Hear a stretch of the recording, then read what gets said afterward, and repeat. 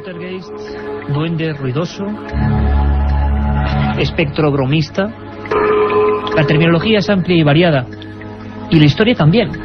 Cuentan que desde las crónicas de Plinio el Viejo se habla de casas, de recintos, de lugares donde ocurrían fenómenos extraños. Y lo más curioso es que la mayoría de las veces, desde ese tiempo remoto, se describen de la misma forma o con los mismos síntomas. Golpes provocados en la madera, voces, incluso a veces olores distintos, y es cierto que son casos más extraños, pero incluso presencias etéreas que se reflejan delante de los moradores de esas supuestas casas encantadas. Nos habéis pedido por activa y por pasiva este tipo de fenómenos, este tipo de casos. Ayer dábamos un adelanto prácticamente con el asunto de Sevilla, que está ocurriendo ahora mismo, y que cubría José Manuel García Bautista, nuestro reportero allí. Sin embargo, estábamos preparando, hacía ya una semana, un especial, podemos llamarlo así, sobre casos ocurridos en esta ciudad, desde donde os hablamos, desde Madrid. 3 millones de habitantes, 11.000 calles y un puñado de casas encantadas.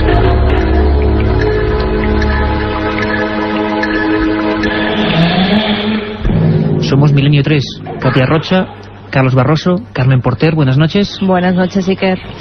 Vuestro amigo Iker Jiménez, y en la nave del misterio, don Juan Carlos Ingelmo.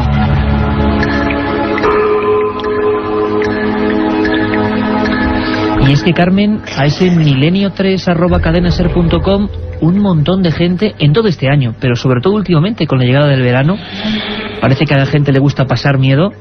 Nos preguntaban por este tipo de fenómenos poltergeist, sucesos dentro de inmuebles. Son muchos, ¿no?, los mensajes de todo tipo de personas de España. Ayer recibíamos mensajes de Francia y de Marruecos, y incitando a que hiciéramos un programa de este tipo, ¿no?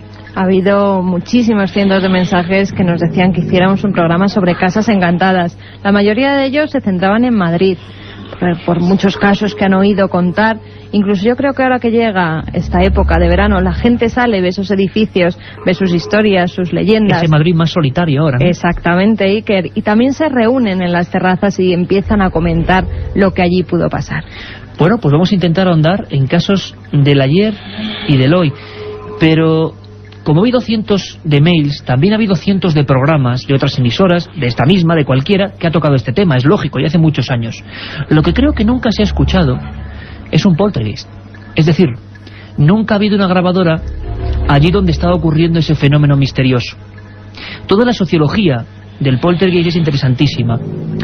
Yo he provocado antes esos ruidos aquí en la mesa del estudio 1, donde por cierto ya está la penumbra y estamos todos alrededor de documentos, de papeles, de viejas historias. Hubo un periodista, un reportero, un compañero de este programa, Francisco Contreras, que tuvo la suerte o la desgracia, nunca lo sabremos bien, de acudir a un lugar, un barrio como otro cualquiera, en Madrid, y asistir a una situación cuando menos casi podemos decir irreal. Porque cuando llega el investigador, el periodista, el curioso, casi siempre estos fenómenos no siguen produciéndose. Eso hace que sean fenómenos esquivos, que todavía hay muchas dudas sobre ellos. ¿Por qué cuando vamos con las cámaras, por qué cuando vamos con las grabadoras, nunca se oyen esos ruidos, esos fenómenos? Mentiríamos, a veces sí ocurre. Le ocurrió a Francisco Contreras. Allí estaba la grabadora, una familia inquieta, la policía había intervenido, y el motivo eran unos golpes invisibles, un timbre que sonaba solo, un vecindario agobiado, una situación angustiosa, unas niñas de 7 y 11 años, una familia con unos abuelos que vivían ahí, que en su psicología decían por supuesto que eso era obra de un duende. Golpes misteriosos, llantos y sobre todo miedo. Ahí estaba Francisco Contreras. Subió las escaleras, había habido ya 2 intervenciones policiales, y observó a aquella madre angustiada, había perdido 12 kilos de peso, y aquellas 2 niñas. Y de repente, aquellos golpes, aquellos lloros, un poltergeist en vivo. Lo escuchamos, este es Milenio 3, aquí está el documento. No sé qué, de que tuvieran suerte, no sé qué, y una semana después es cuando está pasando. Mira, ¿ven? Aquí, mira, allá, de la esquina puerta 2. armario, ¿ves? Esta puerta de aquí no suena. Suena esa puerta del armario. Y si tú la metes al baño y le cantas la puerta como una bandeja, si estaba aquí, no te lo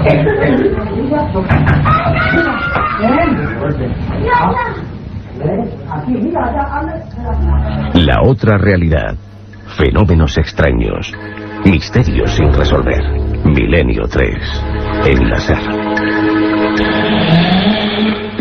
Ahí estaba, como siempre digo, el micro amarillo de la cadena SER que se cuela hasta en esos sitios. Francisco Contreras, compañero, aquí a mi izquierda. Una situación muy concreta. Tú desde luego no te esperabas encontrar con esos sonidos, ¿no? Buenas noches, Iker, y buenas noches, Carmen, Katia, Carlos y a todos los oyentes de Milenio 3. No, la verdad es que uno cuando investiga o va a hacer un reportaje sobre una casa encantada o sobre un fenómeno poltergeist, nunca espera vivir lo imposible hecho realidad, ¿no? Ser testigo de ello. Y la verdad es que se me sigue poniendo el vello de punta cuando escucho este fragmento. Y recuerdo esa mirada de María Ángeles del Amo en el bar Picos de Europa, enfrente de su domicilio, en la calle Lago Constanza, número 47, y me relataba cómo había perdido más de 10 kilos de peso en apenas un mes, cómo la Policía Nacional, concretamente dos patrullas de la comisaría de ventas del barrio de la Concepción, habían acudido a su domicilio bajo la presa del pánico y viviendo fenómenos extraños.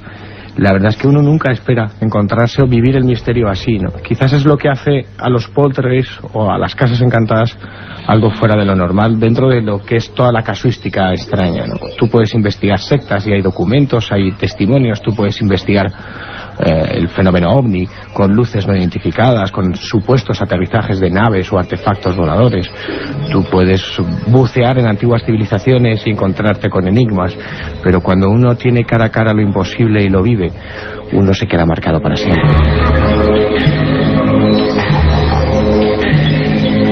Como marcado se puede haber quedado mucha gente que, repito, y no creo que sea masoquismo, sino desde luego nuestra sensación de atracción hacia el miedo o hacia lo más desconocido. Y desde luego, ¿qué más desconocido puede ser algo que se está manifestando aparentemente en nuestra propia casa? Yo creo que nos quedan 45 minutos apasionantes. Vamos a tener a periodistas, documentos, voces, historias alucinantes y comisarios de policía demostrando que quizá noches como esta a veces tienen que acudir a sitios donde ocurren cosas difíciles de explicar.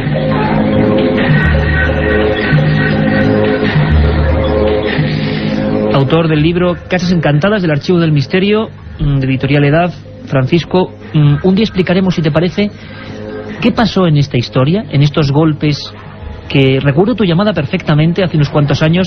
Iker, acabo de ser testigo de un poltergeist. Aquella familia absolutamente aterrorizada, aquellos golpes que se reproducían, te encontraste con ellos por lo menos 2 veces y acabó en nada, ¿no? No se supo realmente qué ocurrió en ese momento, y luego nuestra investigación sí tuvo unos frutos. Pero para saber qué ocurrió con todo eso, tendréis que seguir pendientes de Milenio 3 en sucesivas semanas.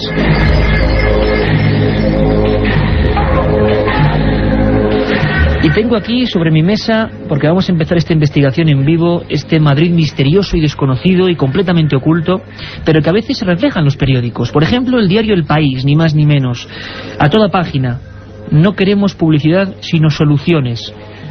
Fenómenos misteriosos en una finca de Carabanchel, calle Toboso 73. Y se habla con nombres y apellidos de Antonio García, el comisario de aquella época de Carabanchel, que tuvo que hacer una investigación porque en un inmueble muy humilde, en un inmueble de casas de un barrio que crecía en aquel momento, entre descampados, estaban ocurriendo fenómenos insólitos. Esos golpes, quizás como los que hemos escuchado en la grabación de Francisco, mucho más fuertes, que retumbaban. Cojo mi dossier y... estáis escuchando ahora mismo, saco documentos y leo portada del diario 16, Casa de los Ruidos es un fantasma. Juan de Arespacochaga, alcalde de Madrid, aprueba una comisión para investigar los fenómenos. Luego dicen, por ejemplo, cuando el mulato Mauricio se aburre, la casa tiembla. Había en un tercer piso de aquella calle Toboso 73, que hoy no existe, hay un edificio nuevo, había una familia de jubilados, los Rodríguez Antúnez, y tenían adoptado un muchacho, Mauricio. De repente empezaron a ocurrir cosas insólitas, movimiento de objetos.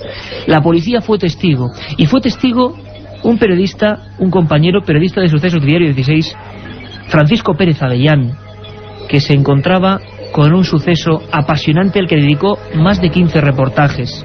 Y él vivió los sucesos.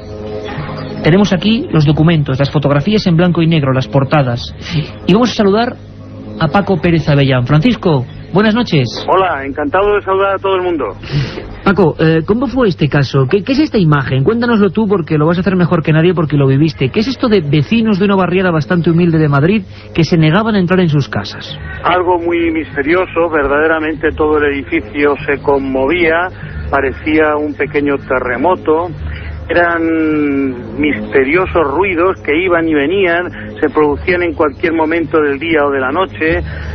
La gente que lo vivía muy de cerca acabó atemorizada. Eran los comienzos del periódico Diario 16 y allí desfiló una auténtica, yo diría, representación de sabios y expertos en todo lo que podemos llamar fenómenos paranormales, esotéricos, sin que nadie pudiera ofrecer una solución.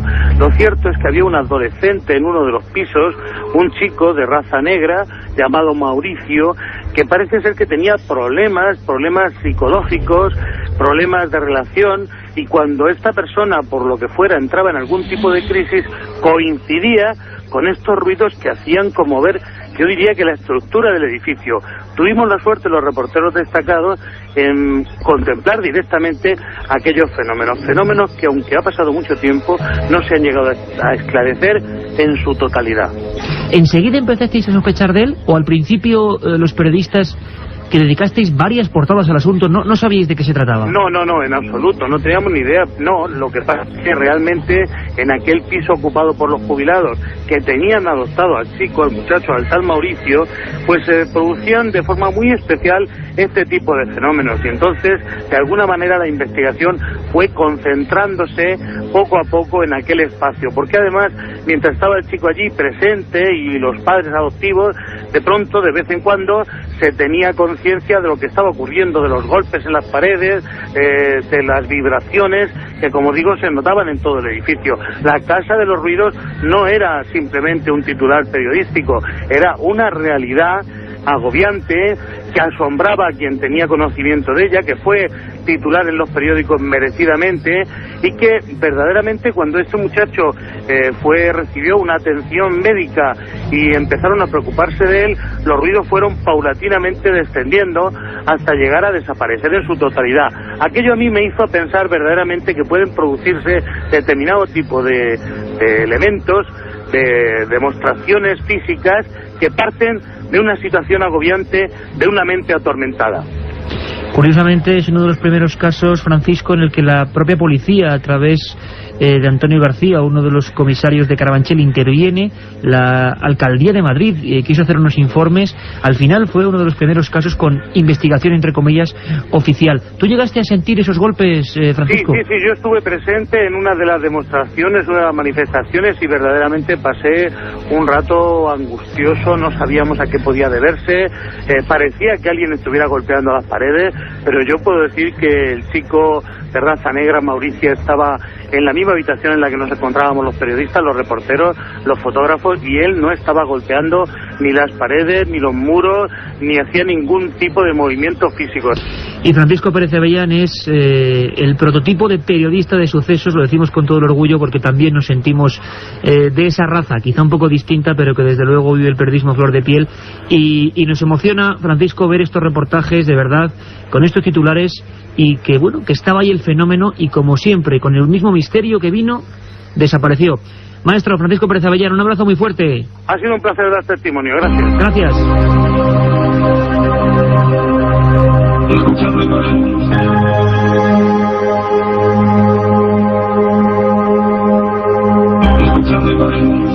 Milenio 3, con Iker Jiménez, en la cadena SER. Pues ahí teníamos a Paco Pérez Avellán, uno de sus primeros grandes reportajes. Fue la historia de la calle de los Ruidos, la Casa de los Ruidos, Toboso número 73, hoy hay modernos edificios ya allí. No queda ni rastro prácticamente de aquellos primeros polígonos que hicieron que cientos de personas pernoctaran fuera de sus casas, enero del 77, no sé si lo hemos comentado o no, con varios grados bajo cero, y la gente se negaba Ahí están los periódicos, ahí están las hemerotecas, las fotografías, a entrar dentro de sus propios domicilios. La culpa, esos misteriosos golpes. Una de las primeras historias, Francisco, con intervención oficial en Madrid, ¿no? Una de las más sobrecogedoras, sobre todo porque Mariano Gómez García, el comisario del Servicio de Distrito de Carabanchel, encarga toda una investigación a la Sociedad Española de Parapsicología, comandada en aquel entonces por Jordán Peña, ¿no? Yo pude hablar con varios miembros de esa investigación que difieren en lo que acaba de decir el maestro Avellán, ¿no? Hay mucha polémica en torno a la calle Toboso. Ellos creían que ese mulato sí podía provocar los fenómenos, sí, pero ¿no? que los provocaba él directamente, ¿no? Era un fraude. Lo que pasa es que hay muchas personas, entre ellos el maestro Avellán, que difieren, ¿no? Que han visto la fenomenología y a Mauricio no intervenir en absolutamente nada. Estaban allí, por lo menos estaban allí, e incluso Germán de Argumosa, otro de los primeros pioneros de estos temas, acudió allí cuando ocurrió algo significativo. Se dio una primera explicación, como siempre suele ocurrir y veremos en estos casos. Se dijo que eran las obras de ampliación del metro de la línea de Valvanera. De la línea 6. Línea 6. Entonces lo que ocurrió fue que la gente lo creyó más o menos, aquellos tremendos golpes que en esa casa, en ese piso, estaban produciendo incluso agujeros en las paredes. Lo que ocurre es que llegó el día domingo, se pararon todas las obras y aquella noche los ruidos continuaban, si cabe, con más fuerza. Un caso tremendamente polémico y que además contó con otro tipo de elementos. Germán de Argumosa, facultado por la comisaría de Carabanchel, realiza experiencias psicofónicas. Y sabéis que ponemos siempre comillas a todo tipo de pruebas de este tipo, pero sin embargo ahí están y queremos rescatarlas. Enero 1977. Mauricio en la habitación.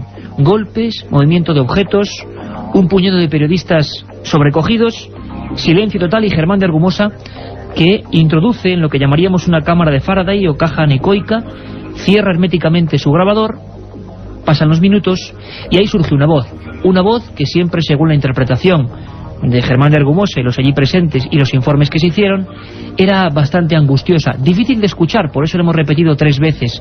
Es una voz, parece de un joven, curiosamente, y dice de esta forma exactamente, con esta inflexión: tengo miedo. La escuchamos.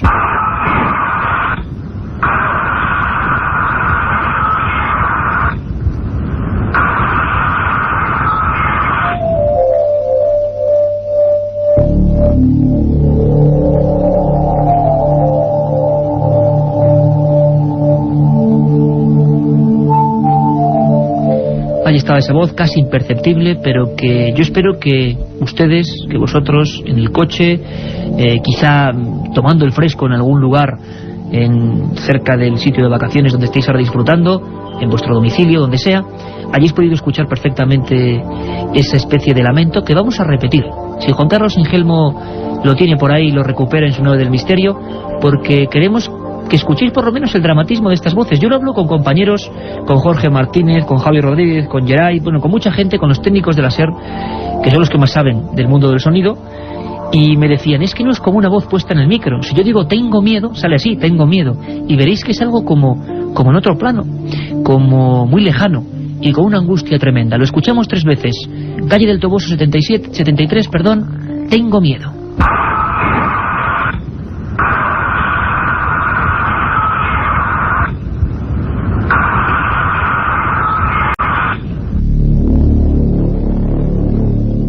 Y como decimos, en casas como estas no solo hay personas que son sus inquilinos, sino por ejemplo la policía, intervenciones directamente policiales. Y sé que muchos estaréis pensando que hay casos como el de Vallecas, más célebre, o el Palacio de Linares, que hoy no vamos a tocar, porque merecen programas especiales y concretos. Sobre todo el Palacio de Linares, que creemos que tiene una historia antigua apasionante. Policías concretos que estaban allí. Y hemos querido preguntarle pues a una persona que consideran también ilustre maestro de muchos otros policías.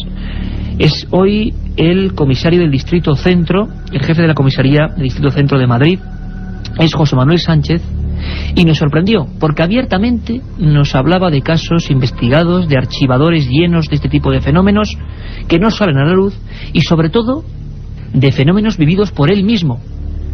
Comisario de Centro, José Manuel Sánchez, para Milenio 3. lo primero que tiene que hacer es verificar la verdad, porque nosotros se nos ponen unos hechos en conocimiento y tenemos que intentar descubrir la verdad. ¿Qué puede ocurrir? Pues hombre, evidentemente si por ejemplo en una casa aparece una cosa extraña y aparecen por allí moradores distintos, se ha podido cometer un delito, que es un delito de allanamiento de morada, o alguien que se sienta coaccionado, intimidado, y estamos obligados, nos pagan para que lo intentemos descubrir. Lo que ocurre es que naturalmente nuestros conocimientos son muy limitados, ¿no?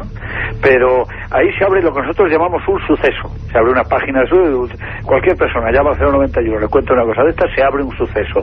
Va a un coche, empieza a investigar, describe lo que ve y se le pasa a unos investigadores. Y estos investigadores, dependiendo de la calidad de ellos y de todo lo demás, pues van descubriendo cosas, pero naturalmente tenemos que investigarlo. Seguro que casos para Milenio 3 en cualquier comisaría, y particularmente en el centro, que tiene tantas casas antiguas, con tanta historia, con tantas cosas que decirnos, tenemos por centenares, pero que no habremos actuado bien. Pero yo he tenido casos muy concretos. Por ejemplo, todo lo que es el Palacio de Linares me pilló a mí, siendo yo el comisario del distrito de centro, y bueno, ahí yo mismo pude verificar o pude tener sensaciones que no soy capaz de explicar.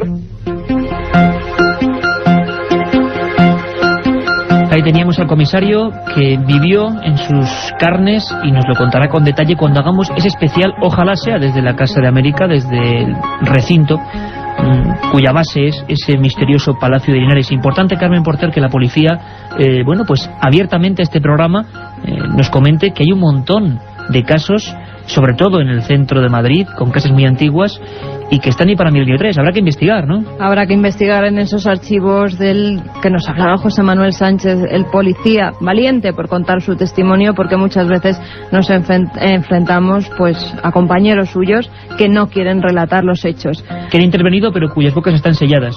Por supuesto, y que además es muy difícil que policías así hablen tan abiertamente de estos casos, y por supuesto que si nos deja, investigaremos en ellos. José Manuel Sánchez, Distrito Centro y maestro de policías en Interpol.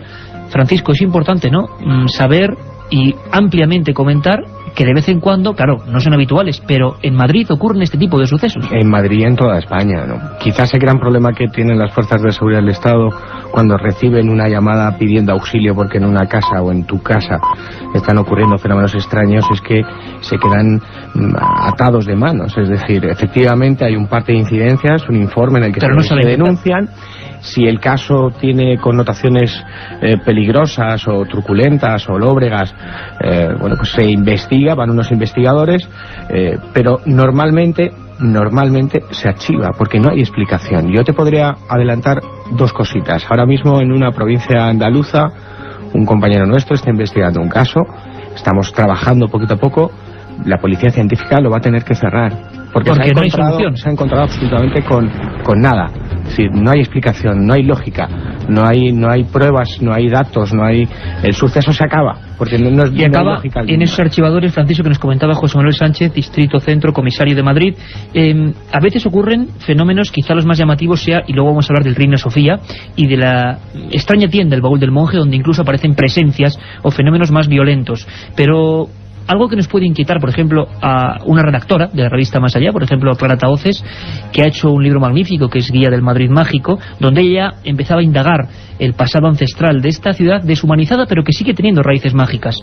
Ella, y lo vamos a recordar en un minuto, estuvo aquí en uno de los primeros programas de Milenio 3, como ejemplo de que a veces no somos conscientes de un fenómeno en una casa misteriosa o donde ocurren o hay personajes misteriosos, y luego, por ejemplo, al transcribir una entrevista nos encontramos con que entre la entrevistadora y nosotros, o esta periodista, había alguien más. Es el caso de Clara Tahoces, a la que vamos a saludar en unos minutos.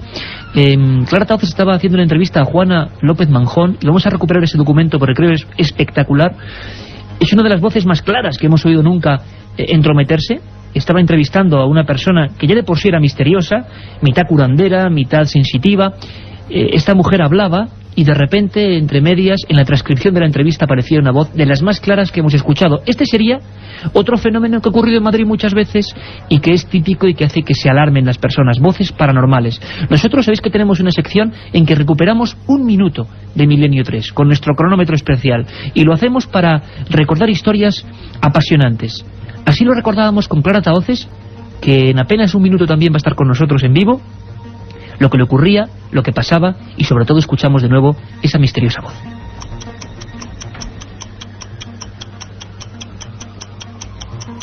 En esta situación de evidencia, ella le están recompensando por no cobrar, y que esto hace que ella haya podido escribir 7 libros. Y de repente, Clara, una voz. Yo estoy transcribiendo, yo oigo una voz que dice, no sé si lo podemos escuchar o se va a oír claramente. Sí, dilo. Más los que te quedan. Como si fuese una persona, no había absolutamente nadie, entre la entrevistada y la entrevistadora. Juana López Manjón, la vamos a escuchar, dice: he escrito 7 libros de una forma muy evidente, y de repente una voz, pero a un nivel que es extrañísimo que surja así, dice: más los que te quedan. Estaban solo periodista y entrevistada. Lo escuchamos. Por eso me han recompensado para que escriba 7 libros. Más los que te quedan. Por eso me han recompensado para que escriba 7 libros. Más los que te quedan. Clara, esta voz, ¿de quién es esta voz? No lo sé. 1937. 200 personas mueren trágicamente en el santuario de la Virgen de la Cabeza. 1971 aparece el fenómeno de las caras de Belmez. 2003. ¿Qué relación existe entre estos dos episodios? Descúbrelo en Tumbas sin nombre. Un apasionante libro de Iker Jiménez y Luis Mariano Fernández. Una tragedia, un misterio, una investigación. Editado por Editorial Edad. La otra realidad. Milenio 3. En la cadena SER.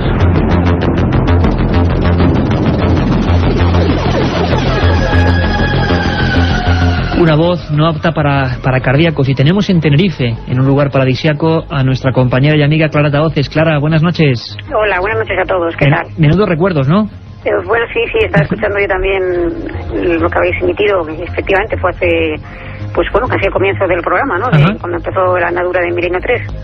Y bueno, pues sí, me he acordado del caso otra vez. Y eso no se olvida nunca, ¿verdad, Clara? Pues no, la verdad es que cuando te pasa alguna cosa de este estilo, pues se te queda bastante grabada. Y bueno, la verdad es que no suelen pasar con mucha frecuencia, con lo cual viene un poco a reconciliarte, porque a veces pues se investigan casos que no tienen, digamos, un peso específico de cara desde el punto de vista paranormal, ¿no?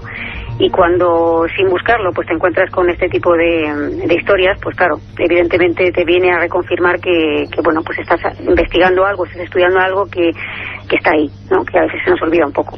Qué bonita frase, reconciliarnos con el misterio, porque lo que la gente no sabe es que la mayoría de casos que investigamos pues realmente acaban luego en nada, es decir, hay fenómenos completamente explicables. Clara, tú estuviste en los primeros grupos de investigación, años 80, indagando historias en Madrid, hiciste ese libro, Guía del Madrid Mágico, que editó Martínez Roca, te has pateado unas cuantas casas encantadas en Madrid. A mí me gustaría preguntarte una cosa que sé que tiene difícil respuesta, pero es que nos llegan, y repito que están abiertas las líneas, milenio3@cadenaser.com, nos llegan cientos de personas que tienen o que sufren estos fenómenos en su casa, no saben a quién acudir, está el peligro de los supuestos videntes, limpiadores de casas, que al final lo que limpian es el dinero la mayoría de las veces.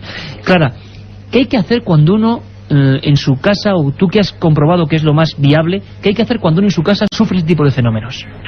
Bueno, yo en este sentido, pues desde el punto de vista del investigador, pues tendría que decir que me encantaría que esas personas acudieran a investigadores, ¿no? Porque es la forma de conocer los casos. Pero desde el punto de vista, digamos, ético, yo no recomiendo remover los casos. Es decir, acudir a videntes o acudir a personas de dudosa reputación para que nos hagan una limpia, entre comillas, de la casa, o nos realicen algún tipo de ritual para quitarnos eso que parece que estamos viviendo, no parece la solución más viable desde el punto de vista psicológico. Y es que estos fenómenos tienden a agravarse cuanto más se escarba en ellos. Entonces, quizá lo mejor sería mantener la calma e intentar primero ver si ese fenómeno que se está sufriendo tiene algún tipo de explicación lógica y racional. Eso es lo primero, ¿no? Y sobre todo que intentar quitarle importancia al tema. Si los fenómenos, porque a veces pasa, ¿no?, son demasiado violentos o demasiado espectaculares como para que tengan una causa natural, entonces ya sí que a lo mejor habría que acudir a una persona especializada, y no me refiero a videntes en este caso, sino a personas pues que se dedican un poco a investigar este tipo de fenómenos para que intenten aportar algún tipo de información que no necesariamente tiene que ser la investigación en sí, sino una indicación de qué puede ser esto que se está viviendo, para tratar, pues evidentemente, de quitarlo, porque la persona que lo sufre no quiere tener eso en su casa normalmente. Hay casos que han acabado dramáticamente. Recordábamos la historia de la niña de Vallecas. Tú en Madrid has cubierto periodísticamente algunas historias. Yo recuerdo algunas, si no recuerdo mal, en Coslada, por ejemplo, donde las familias, los inquilinos, tuvieron que acabar huyendo de las casas, Clara. Sí, más de un caso que he conocido de personas que, con posterioridad análisis del caso, o incluso cuando te llega el caso, ya esas personas han abandonado el inmueble porque no les ha quedado otra solución. Y, hombre, es triste porque tal y como está el problema de la vivienda en España, especialmente en Madrid, pues el tener que hacer esto que supone que ya la persona no aguanta más. Es decir, una situación completamente desesperada y bueno, pues no optan por la solución de marcharse, ¿no? Efectivamente. Clara, de todos los casos, que son unas buenas decenas que tú has investigado, centrándonos en Madrid como esta noche estamos haciendo, y quizá apartándonos un poco de los casos clásicos como Palacio de Linares o Vallecas, ¿a ti cuál ha sido personalmente el que más te ha impresionado? Bueno, a mí a nivel personal, un caso que se le llamó el caso Embajadores, que curiosamente ese caso no está reflejado en el libro.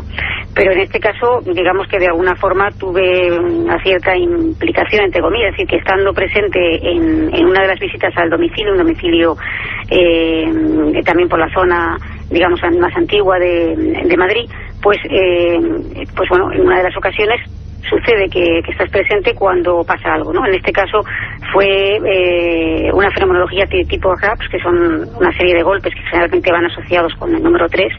En una de las habitaciones, estando todas las personas que estaban en ese momento en la vivienda, estábamos sentados en el salón y sonaron pues como 3 golpes muy fuertes, muy secos en una de las habitaciones, y el perro que estaba por ahí por el pasillo salió despavorido y se metió debajo de los pies del propietario de la vivienda. Y acto seguido la temperatura del inmueble empezó a descender de forma muy brusca, y teníamos puestos termómetros y en cosa de pocos segundos la temperatura descendió por como 5 grados, habiendo colocadas 2 estufas y, si no recuerdo mal, la calefacción. Y porque era una casa fría, ¿no? Y entonces nos levantamos a ver para ver qué sucedía, y esto estábamos grabando toda la charla con estas personas.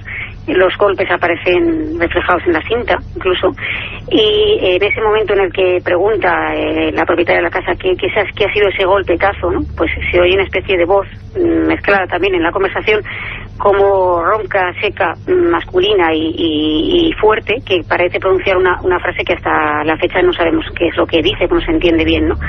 Pero sí te puedo decir que cuando los levantamos para ver de dónde provenían los golpes, pues una corriente de aire nos sorprendió en medio del pasillo, y no te puedo asegurar que no había ninguna ventana abierta. Pero vamos, cuando te hablo de corriente de aire me refiero a que se llegaron a mover los pelos.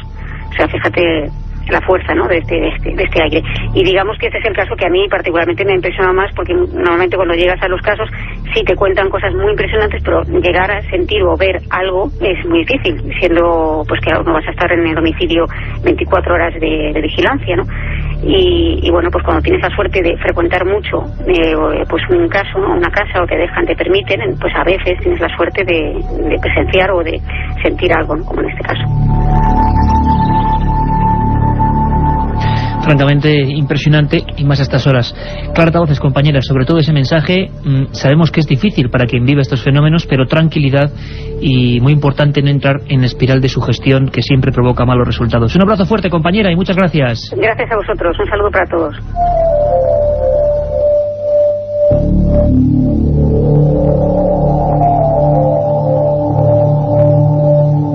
Un viaje en busca del misterio. Milenio 3, en la SER.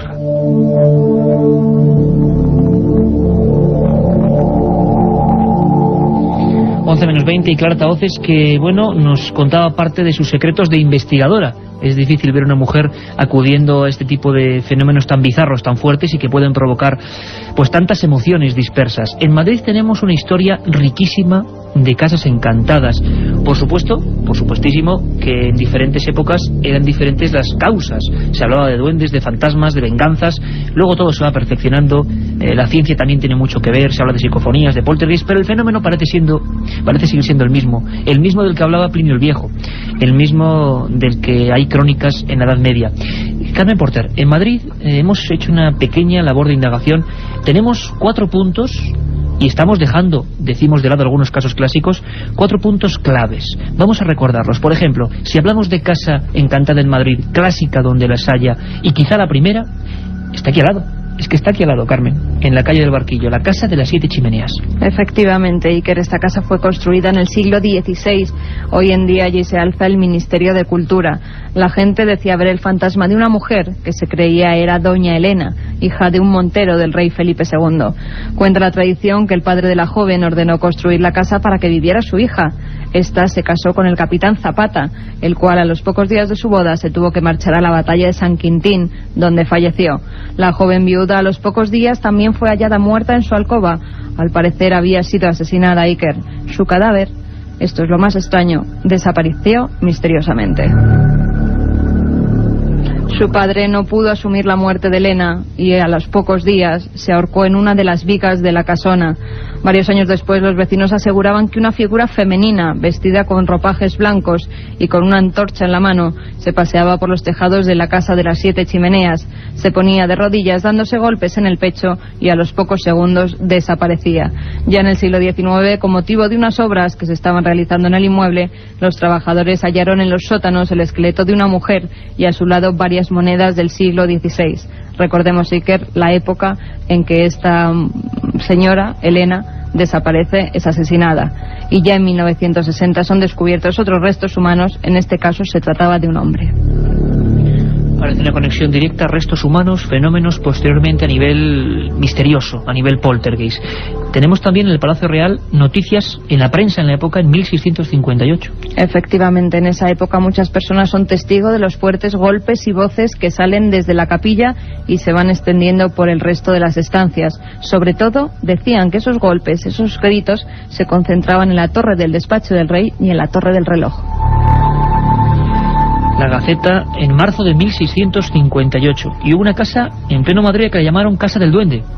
Efectivamente, la Casa del Duende, un 2 de noviembre hacia el año 1700, en la calle del Conde Duque, esquina con la del Duque de Liria, los vecinos decían que había una casa habitada por duendes. La casa era propiedad del duque don Nicolás María de Guzmán. Tras su muerte pasan muchos años hasta que es de nuevo habitada. En la planta baja se establece una taberna y en el segundo piso la casa de la dueña.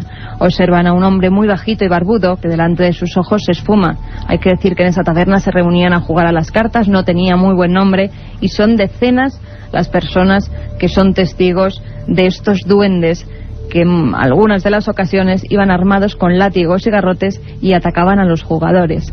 Más tarde la vivienda... Por ejemplo, legendario, ¿no?, del Madrid más bizarro, sin duda alguna. Más tarde la vivienda es adquirida por una señora de la nobleza, Rosario de Vargas, que ve 3 de estos pequeños seres y sale huyendo de la vivienda. También el canónigo Melchor de Avellaneda, que no creía en leyendas, habitó el lugar y al poco tiempo lo tuvo que abandonar. Incluso el Santo Oficio tiene que intervenir, abre un proceso y decide exorcizar la vivienda. Pero los vecinos no quedaron contentos con esto porque decía que seguían oyendo extraños ruidos y viendo extraños seres. Y que deciden quemar el inmueble y así destruirlo. Elementos legendarios, elementos, que están ahí entre la ficción y la realidad de un Madrid distinto por completo. Y hay un edificio importante, un enclave, desde luego, básico para el arte y la cultura, que es el Museo Reina Sofía. Francisco, sería hilar el pasado con el presente. Parece que en 1995, en obras de remodelación, sale a la luz, creo que es Diario 16 de nuevo, el que habla de fantasmas en el Reina Sofía. Y lo que parece cosa de leyenda, cosa de cuentos de duendes, se va convirtiendo poco a poco, por lo menos, en hechos casi probados, ¿no? Probados por investigadores y probados por guardias jurados. Hombre, un apunte a Carmen. Tú fíjate qué curioso que en Madrid se funda la primera sociedad de investigaciones metapsíquicas en 1920, de la mano del conde Jimeno y el marqués de Santa Clara. Y todas personas interesadas en la investigación de estos hechos. Desde principios de siglo. En Madrid, antes que en ningún otro lugar en España. Bueno, ten en cuenta que desde 1860-70 en toda España circulaban ya las teorías espíritas de Allan Kardec. De hecho, en 1860 el obispo de Barcelona... Allan Kardec, uno de los supuestos padres de esta doctrina del espiritismo. Y los fenómenos extraños, hace una quema de libros pública, pero para que ver lo que son las cosas. Ya desde 1920, principios del siglo XX, se investigaban.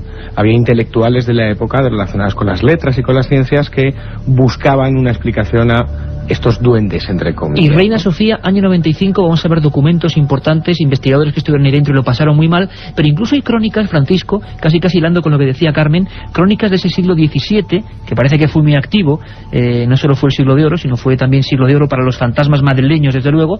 Se habla en una publicación que tú lo vas a comentar, y léenos esa pequeña crónica, porque se centraba en este lugar donde luego en el 95 hay fenómenos extraños que ahora vamos a escuchar. Los fantasmas del Reina Sofía salen a la luz pública o cobran fama el 21 de abril de 1995, cuando el reportero Álvaro Gariño, el redactor del diario 16, hace una crónica fantástica que la titula Los fantasmas del Reina Sofía, ¿no? Y en ella cuenta como un grupo de investigadores paranormales, que es el grupo ETA, que dirige el sacerdote Padre Pilón, y donde están Sol Blanco Soler y Paloma Navarrete, pasan diferentes noches autorizados por José Guirao, que era el vicepresidente del centro, para que investigue una serie de fenómenos extraños que y ahora escucharemos a Sol Blanco Soler, que estuvo allí, que están viviendo, toda clase de sucesos insólitos. Pero la historia del Reina Sofía viene de atrás, viene incluso de cuando era la dependencia o albergaba el hospital del antiguo San Carlos. Allí periódicos ya dejan constancia, como la Ilustración Española Americana, de lo siguiente, y te lo leo brevemente.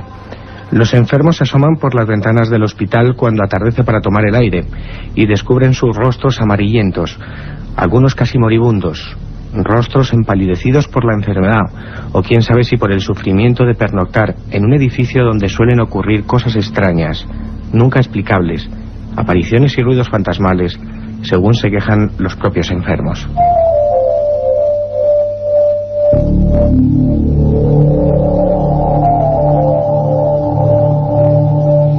Y la investigación, como decía Francisco, enlaza ese misterio antiguo con la modernidad de los años 90. Algo ocurre, una exclusiva periodística, parece que hay personas que incluso han puesto sobre la mesa informes psiquiátricos muy complejos debido a la angustia que estaban pasando por hacer la guardia en aquellos pasillos del Reina Sofía. Uno de los investigadores que estuvo allí y el primero que recibió esos informes es Ángel del Río, compañero de labores informativas en la cadena COPE y en el diario El Mundo, y que se metió a fondo en esta historia, tan es así que acabó haciendo un libro, Casas Encantadas en Madrid, y nos explica de esta forma, rotundamente, cómo le llega esa vigilante, concretamente una chica, que parece que está muy afectada porque está viendo cosas extrañas en aquel lugar, en el Reina Sofía.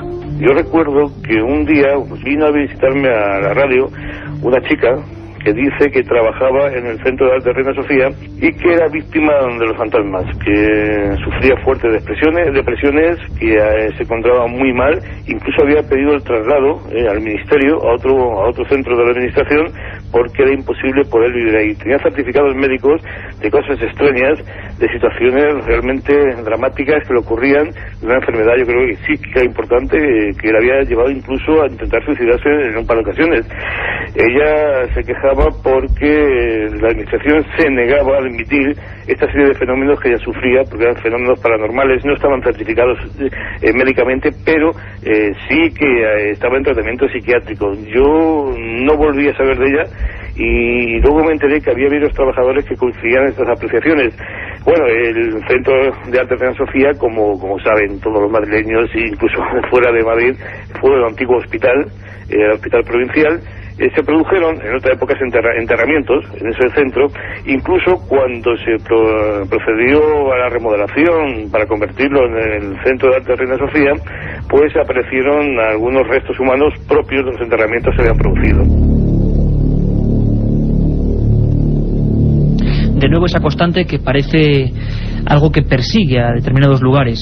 Hechos luctuosos, y yo recuerdo ahora la calle Antonio Grillo número 3, hablábamos ahí con Salvador Ortega de la Policía Científica, donde varios crímenes siempre centrados en una misma habitación durante diversas épocas y luego fenómenos extraños. Hechos luctuosos parece que son la antesala en algunas ocasiones de este tipo de fenómenos.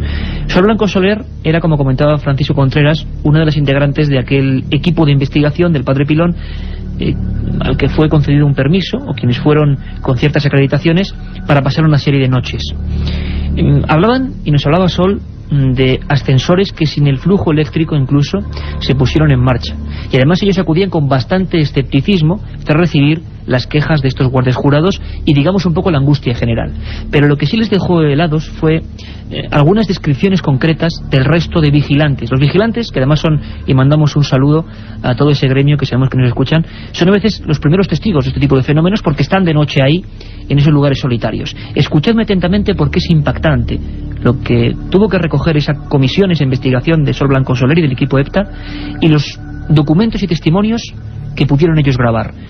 Testimonios que hablan de visiones, ya no golpes y sonidos, sino visiones de figuras en aquellos pasillos. Lo escuchamos. En una segunda vez que estuvimos en el 95 fue porque algunos vigilantes, cuando recorrían esos enormes avenidas, o llámalas como quieras, ¿no?, o claustros, ¿no?, del edificio, pues habían denunciado de que se sentían muy incómodos porque habían veces que habían visto como procesiones de monjas recorrer el edificio. Eso, cuando fuimos en el 95, pues tenía también su razón de ser. El edificio tiene una carga de vivencias muy grande. Todo el mundo sabe que eso fue en sus inicios hospital de beneficencia, fue también psiquiátrico, más tarde fue, sitio donde había las prácticas de medicina. Había por supuesto también depósito de cadáveres, es decir que ese edificio siempre ha tenido una carga emocional de tragedias, de sufrimientos, y por supuesto había una congregación religiosa en los inicios que se ocupaba del cuidado de los enfermos. Digno de una película de terror. Accidentes, muertes, congregaciones muy concretas y fenómenos extraños. Tenemos incluso, Carmen, en el siglo XVIII relación de accidentes o de muertes violentas y fantasmas ya de lo más escabroso o fuera de lo clásico, como es el de la calle Santa Ana, aquí muy cerca de aquí donde estamos en el Estudio 1, ¿no? Y donde actualmente se sigue poniendo el rastro de Madrid. A principios del siglo XVIII surgieron numerosos testimonios que aseguraban que el fantasma de un hombre se paseaba por los tejados de esta calle y que incluso llegaba a entrar por las ventanas de alguna vivienda. La gente creía que se trataba de un curtidor de pieles que había muerto en esa calle en un accidente de carretas. Fenómenos antiguos, fenómenos dignos de ese Madrid de antaño. Y hay tiendas, hay lugares, hay establecimientos donde, pues se guardan estos enseres, los llamados anticuarios aquí en Madrid. Tiendas de antigüedades en otros sitios, aquí no sé por qué en Madrid se les llama anticuarios. Y hubo un caso espectacular, Francisco, tú acudiste allí rapidísimamente, lo viviste también en tus carnes. El baúl del monje se llamaba. ¿Qué pasaba allí? Bueno, salta a la luz a la opinión pública en febrero de 1999.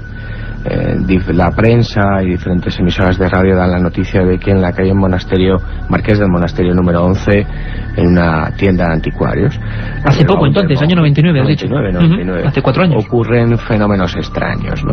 La verdad es que 48 horas después de enterarme de la noticia estaba allí hablando con sus propietarios, con Ángela y con Noel, y la verdad es que me encontré un caso peculiar, distinto y quizás, si me permites catalogarlo, etiquetarlo así, romántico, ¿no? En Madrid tenemos fantasmas para todos los gustos. Artistas como los del Reina Sofía o los que hay en el Auditorio Nacional de Música. Supuestos fantasmas, claro. Supuestos fantasmas. En el Reina Sofía o en el Auditorio Nacional de Música. Violentos y macabros como pueden ser los que ocurrían o aparecían en Vallecas. Y este es romántico. Romántico por el lugar donde supuestamente ocurren esta serie de fenómenos, ¿no? ¿Cómo es la tienda? Bueno, la para que nos hagamos una idea ahora con los documentos. Es muy peculiar, ¿no? Es como un buen anticuario, te encuentras piezas de arte de cualquier época, ¿no? Y te sumerges en una atmósfera histórica que te traslada a otros mundos o a otras etapas de la historia fantástica, ¿no? Uno se queda como soñando, ¿no? En un viaje en el tiempo. Aquel día en que me encontré a Ángela, la verdad es que lo que no me esperaba o lo que no esperaba escuchar era la cantidad de fenomenología extraña que ahí había habido. Había miedo. Mucho miedo y mucho terror, incluso una casuística que no se había dado nunca en Madrid, que se denomina aporte.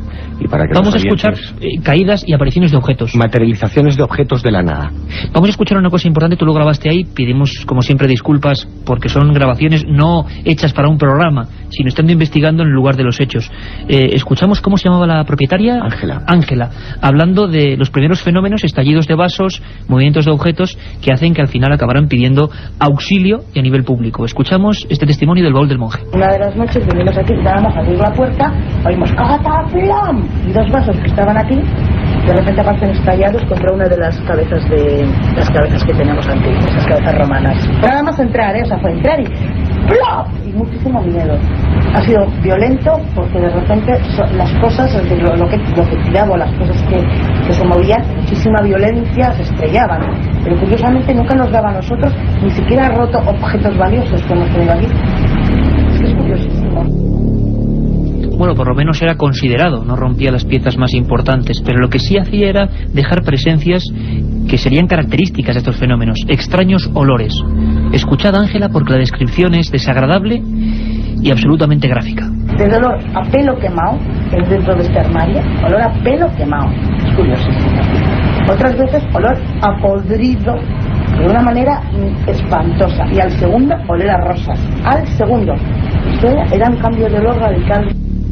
Cambios de olores radicales, todo tipo de fenómenos, movimiento de objetos, se concentró todo en aquella tienda. ¿Sospechaban de algo, de alguien? Durante 1 año y medio. Ellos ocuparon ese establecimiento en marzo de 1998, se hizo público en el 99, pero durante ese año y medio, año más, vivieron todo tipo de fenómenos extraños. Había materializaciones, como decíamos, no solamente de madera, como la hemos escuchado, ¿no?, de esa especie de serrín, sino que aparecían monedas de época, aparecían botones, incluso instrumental médico, de dentista, para ser más exactos. Incluso a los pocos investigadores que estuvimos allí, que en este caso fue el grupo EPTA, el padre Pilón, yo y creo que Jesús Callejo, bueno, nos llegaron a relatar una vivencia única. Ellos tenían una cabeza de carnero, una cabeza de terracota, que delante de los testigos, delante de los propios clientes, se movía de estancia a estancia. Incluso llegaron a tirarla al contenedor y volvió a aparecer en la tienda. Impresionante. Me gustaría poner un documento. Es José Manuel Sánchez, hablábamos del comisario, porque nos dice algo importante de cara al futuro.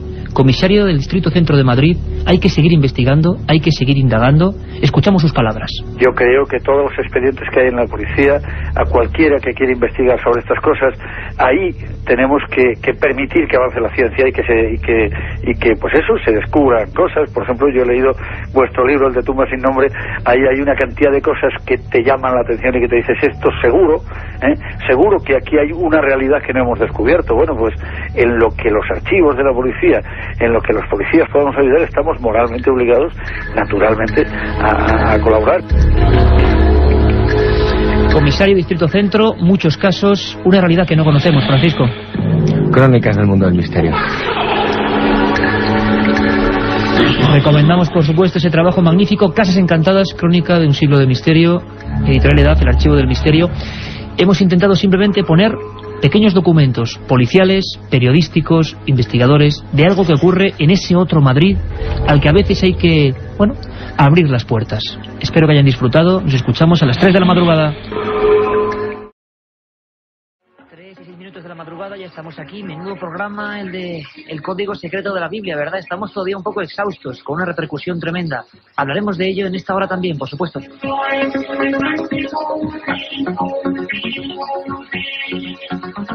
Ya está todo a punto, las luces en penumbra, como es característico. Nos preguntaban por aquí algún mail. Vamos a ver, voy a recogerlo. Mira, aquí, lo tengo por aquí. Elena Gómez Rosado, que ha escrito, como vais a hacerlo ya, a milenio3@cadenaser.com. A partir de este momento, milenio3@cadenaser.com. Y nos preguntaba, ¿no os asustáis con el plató en penumbra? Carmen Porter, buenas madrugadas. Buenas madrugadas. ¿Esto da susto o no da susto?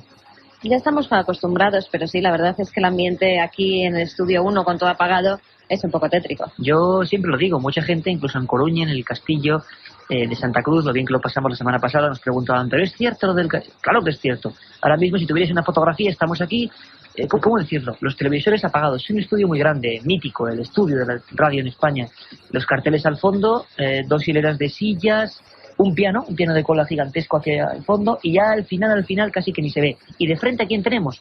Pues aparte de nuestros compañeros Carlos Barroso y Katia Rocha, tenemos pues al maestro, a nuestro particular capitán de la nave del misterio, a don Carlos Nicolás, siempre dispuesto a llevarnos de viaje, por eso, por lo desconocido.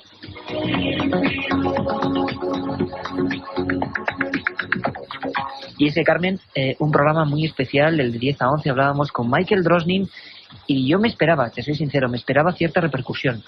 Sinceramente también, no tanta. Muchísimos mails que hemos recibido pues en estas escasas horas que nos separan de la primera edición de Milenio 4 3 horas. a esta de la madrugada. Una barbaridad de mails. Podemos hablar de cientos de además correos con electrónicos. todo tipo de opiniones, con todo tipo de preguntas. Un tema que tanto para bien como para mal y que levantan pollas. Antes de nada, para que la gente empiece ya a marcar sus números, esta hora que tenéis va a ser habitual, 1 hora de los oyentes. Ahora, en cuanto Carmen diga algunos de los emails, comentemos algunas cositas, vamos a dar paso a sus teléfonos. Sabéis que vamos a sortear 3 libros del nuevo Código Secreto de la Biblia, todo un lujo, todo un regalo que ha editado Planeta y que ha hecho Michael Drosnin, periodista del Washington Post y del Wall Street Journal, que esta noche ha estado con nosotros y nos ha dejado el cuerpo frío. Pero ante todo me gustaría decir que hay que tomarlo todo con distancia. Hemos recibido mails, pues no sé, desde niñas de 15 años en Tenerife que tenían mucho miedo y que han llorado con el programa, que le daba miedo el 2006. Bueno, yo desde luego, si os sirve de algo, igual no de mucho, no me creo eso del 2006, el fin del mundo.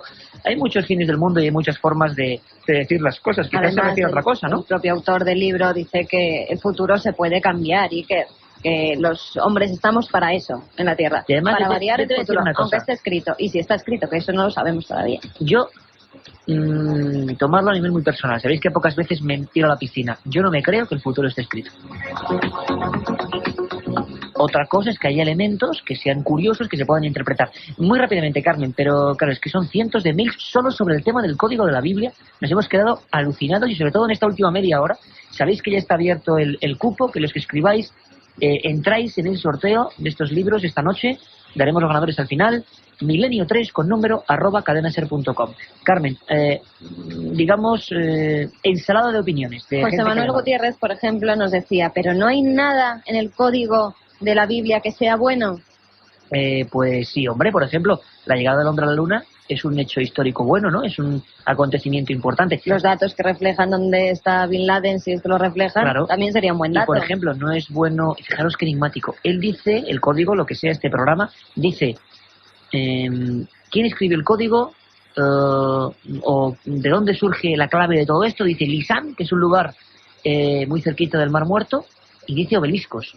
Hace no mucho estábamos enfrente del obelisco inacabado en Asuán. Los obeliscos tienen mucha información. Bueno, son temas apasionantes. Lo que pasa es que, ¿con qué nos quedamos? Con esas cosas de catástrofes, el 11 de septiembre, y es lo que más queda. Pero yo creo que hay que hacer un caso, como digo, relativo. Pongamos distancia. Son opiniones, es un programa informático, y ahí está. David Rico nos decía, mi nombre es David, soy fiel oyente del programa. Una anécdota o serendipia mía con su programa. El asunto es que el otro día encontré el Código Secreto de la Biblia, la primera versión, en un centro comercial. Esa noche, al encender la radio y comenzar a leerle el libro, escucho un anuncio que presenta el programa en el que vamos a tratar el Código Secreto de la Biblia. Justo en el momento en que abría el libro. Pero es que hace una semana, el sábado pasado creo, el día que estabais en el programa en Galicia, yo pensé que cuando estaba a punto de acabar, algo sobre los ruidos de Mallorca. Sí. Y justo cuando lo pone, inmediatamente hablamos de los ruidos de Mallorca. Bueno, serendipias, casualidades imposibles. Yo lo que veo es mucho afecto por parte de vosotros. Todos nos decís que estáis enganchados. Nosotros estamos enganchados a vosotros, a vuestras preguntas, y creo que estamos haciendo algo que es aprender todos de todos. Y claro, estas cosas pasan. Cuando uno sigue Milenio 3 con todas las de la ley, pasan estas cosas, Carmen. Otra serendipia de Eugenio, también precisamente con el Código Secreto de la Biblia. Dice que anoche estaba viendo la película Código Mega, se preguntaba si hablaríamos en Milenio 3 sobre el tema, hoy con el programa, y se lo encuentra. Increíble. Julio Plaza del Olmo dice, tengo una pregunta al respecto del tema que habéis tratado. ¿Qué es eso de que se coge la Biblia original, se eliminan los espacios, se forma entonces una matriz y entonces se juega la sopa de letras a encontrar textos, fechas? ¿Qué criterio se sigue para establecer el ancho y la longitud de las filas y las columnas? Claro, es que eso, mira, yo lo que está muy claro es que vamos a tener que hacer otro programa. Yo os emplazo otro programa con varios especialistas a la vez, a favor y en contra, porque os parece un debate sobre lo que hemos vivido con el Código Secreto de la Biblia. Lo hemos dicho, es una especie de matrices, de sopa de letras. No es que la Biblia original se quiten los espacios, es que dicen que la original de verdad no tenía espacios. Y a partir de ahí se pone un código, un escaneo de letras que encuentra, por ejemplo, la palabra luna en caracteres hebreos. Sabéis que no hay vocales en los caracteres hebreos, pero la palabra luna en hebreo. De repente esa luna, en el mismo ancho largo que se determina, en una especie de folio correspondiente a esa luna, aparecen otras palabras, y otras palabras proporcionadas, con la misma distancia, igual. Esas palabras, por ejemplo, eran Armstrong, o la fecha, año 69, increíble. José Fernando Cerezo hace una reflexión y nos dice: tengo una prueba para ver si el mundo se acabará en el 2006. Si el mundo se acaba en el 2006, después de ese año no vendría nada más codificado en el código secreto de la Biblia, ¿no? Es decir, que si viene alguna predicción después del 2006, es que nos destruirá la humanidad. Pues no lo sé, pero creo que no viene nada después del 2006, pero bueno, habrá que mirarlo. Desde luego hace falta otro programa. Muchos oyentes que nos preguntan dónde se puede encontrar ese programa que decodifica las letras. Hay que decir que es que está en hebreo. Claro, va a haber una versión en español, informaremos puntualmente y daremos la campanada. Incluso, Carmen, fíjate, te lo digo desde ya. Milenio 3, dejadnos, sería más lógico, un par de meses, y vamos a sortear y a regalar entre algunos compañeros el programa, ¿qué te parece, Carmen?, del código secreto de la Biblia. Ahí es nada. Y Carmen, voy a dejar que te vayas porque a partir de ahora, ¿a dónde hay que llamar? ¿A dónde hay que conectarse rápidamente? Un teléfono gratuito para conectar con nosotros. Es el 900-100-800. 900-100-800. Las líneas abiertas desde ya. Si no os lo cogemos, de verdad, esperad un poquito. Sois muchos amigos los que queréis hablar con nosotros. Pero de verdad, que algún día os lo cogeremos y podréis entrar. Es que luego me echan la bronca. Y claro, que Carmen, no me lo coges. Carmen tiene que hacer como la monja de Ágreda, desdoblarse, irse rápidamente junto a Carlos Nicolás y empezar con los teléfonos. A partir de ahora, 900-100-800, teléfono gratuito. Queremos escuchar, cuidado, no solo queremos hablar del código de la Biblia, sino de peticiones, sugerencias, preguntas, ideas, casos. Y, Carmen, mira, te voy a poner para ti. Michael Drosnin, antes de despedirse, el buen hombre, está en inglés, pero más o menos dice que un saludo para todos los amigos oyentes. Milenio 3, dice el hombre, nos lo decía así. Michael Drosnin, primera entrevista realizada en un medio en español. This is Michael Drosnin, author of the Bible Code. I want to say hello to everyone in Spain, to all the listeners of Milenio 3. Milenio 3, la otra realidad. Milenio 3, en la cadena SER. Decía que lo teníamos, Milenio 3, Milenio 3, lo decía Michael Drosnin. Cómo hemos disfrutado con este hombre, se nos ha puesto el pelo de punta también. Sobre todo porque las noticias parece que, caramba, que es que van en esa línea, ¿no? En que el mundo, desde luego, no está en uno de sus mejores momentos. Aunque yo personalmente, llamadme positivo en exceso, optimista, lo que queráis, pienso que todo esto es un tema apasionantemente periodístico, pero que todo tiene que ser muy relativo. Cuando digo no me lo creo, es que creo que me parece demasiado las coincidencias. Y sobre todo es que ningún profeta de los que ha dicho el fin del mundo, Ignacio de Alcalá, Nostradamus, Amalek, ninguno ha acertado. Y yo creo que el fin del mundo dependerá no de los profetas, sino de nosotros, de encauzarlo para bien o para mal. Todavía estamos a tiempo, ¿no?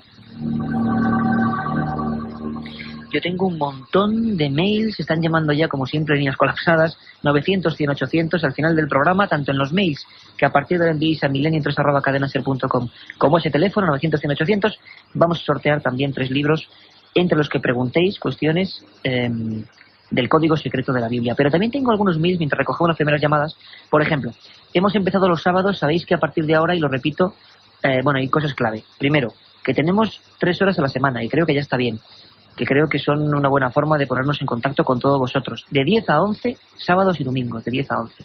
Los sábados, magazine, con biografías, con viajes, con rutas, con noticias, con historias, con la última hora. Y luego el domingo, como ha sido ahora, de 10 a 11, un tema monográfico.